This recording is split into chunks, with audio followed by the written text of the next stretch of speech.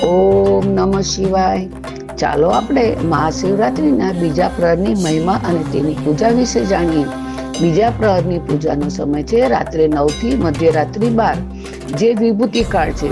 વિભૂતિ એટલે ઐશ્વર્ય, કાળ એટલે સમય. આ પ્રહરમાં દહીંથી અભિષેક કરવાનું મહત્વ છે. આ પ્રહરના અધિષ્ઠાતા દેવ અઘોર છે. અ અને ઘોર એટલે ભયાનક. અઘોર એટલે કે ભયાનક નથી તે. શિવને દહીં અર્પણ કરવાથી મનુષ્ય પોતાના અહંકાર અને પશુ વૃત્તિનો ત્યાગ કરી રહ્યો છે. માનવતાનો ઉદય થાય છે.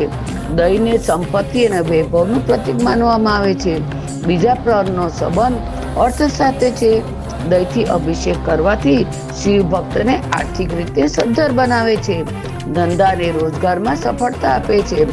જ્યોતિષશાસ્ત્ર મુજબ દહીંનો સંબંધ શુક્ર અને ચંદ્ર સાથે છે. દહીંનો અભિષેક કરવાથી જે લોકોની કુંડળીમાં ચંદ્ર નબળો હોય ને અથવા માનસિક અશાંતિ રહેતી હોય તેમને માનસિક શાંતિ અને સુખ મળે છે. દહીં ઠંડક આપે છે. શિવ પુરાણ અનુસાર શિવલિંગ પર દહીંનો લેપ કરવાથી અને અભિષેક કરવાથી સ્વાસ્થ્ય સારું રહે છે. ખાસ કરીને ત્વચાના રોગો કે ગરમીને લગતી બીમારીઓને તે દૂર થાય છે. દહીંથી શિવજીનો અભિષેક કરો ને ત્યારે તેના પર મુઠ્ઠીભર કાળા તલ ચડાવવા જોઈએ. તલને અત્યંત પવિત્ર માનવામાં આવે છે.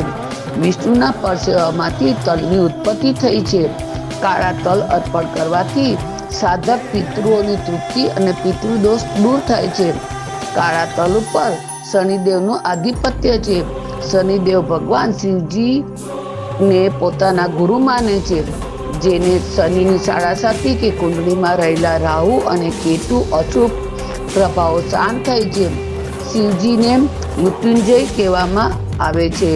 બીજા પ્રહરમાં નકારાત્મક શક્તિઓ વધુ પ્રબળ હોય છે. કાળા તલ અને નકારાત્મક શક્તિઓ શોષી લેવાનું પ્રતીક છે. શિવને કાળા તલ અર્પણ કરીને ભક્ત પોતાના જીવનમાંથી ઈર્ષા, દ્વેષ અને આંતરિક નકારાત્મકતાને દૂર કરવાની પ્રાર્થના કરે છે. કાળા તલનો અભિષેક કરવાથી સાધકને આર્થિક સ્થિરતા મળે છે. વ્યવહારિક જીવનની મુશ્કેલીઓનો અંત આવે છે. આમ શિવજીનું અઘોર સ્વરૂપ પૂજાય છે.